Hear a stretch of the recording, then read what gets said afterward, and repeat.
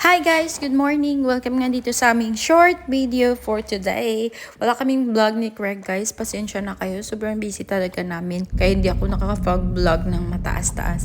Pero hayaan nyo, pag natapos na lahat ng inasikaso namin, magba-vlog na ako ulit ng mahaba na vlog. Pero for today, ito lang muna guys. So yun nga, day off ko today. Pero kailangan namin pumunta sa bugado namin kasi meron kaming pinirmahan doon para matapos na talaga yung mga kakailanganin naming tapusin para sa bahay guys. So ayun na nga, all sign na siya guys. So ready na talaga, excited na ako. Soon magkakaroon tayo ng empty house tour, kaya abangan nyo. Aray so, na, magsha-shoutout lang ako kay Ma'am Lina Hinayon at saka kina Ma'am Nancy, Ma'am Mary Ann. Maraming salamat po sa inyong lahat.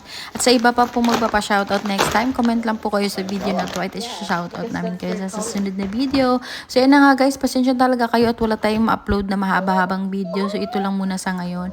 Ayun nga, bumili ako nitong pang nails na naman guys. Tinry ko lang kung maganda yung kanilang product. Kasi nga nagbabalak din akong mag-business sa bahay lang.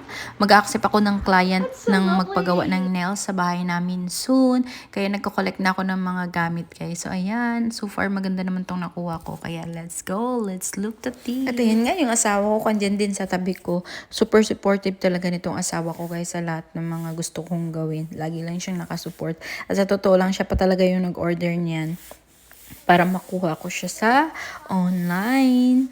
Yun nga guys, at nagustuhan ko naman talaga siya at sobrang ganda ng mga product nila, kaya excited na akong gamitin. So first gagamitin ko siya sa sarili ko para mabigyan ko ng kung maganda ba talaga yung kanilang product. Kaya naman sinubukan ko muna. If maganda, mag-order pa ako ng iba pang mga color para marami akong color sa susunod. I love it. No. What's this thing do?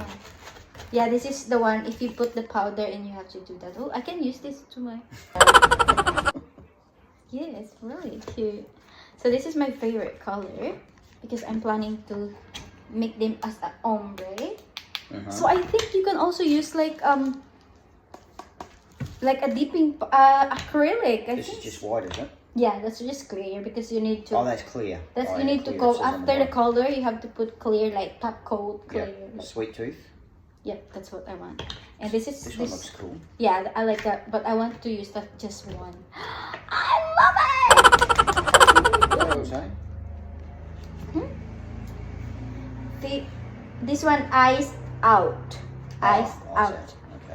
And this one is positive tea. I like positive tea because I want to make them ombre. And what about these things, mate? What are they? That's the one is the band, which Heel. is This one says heel. yeah.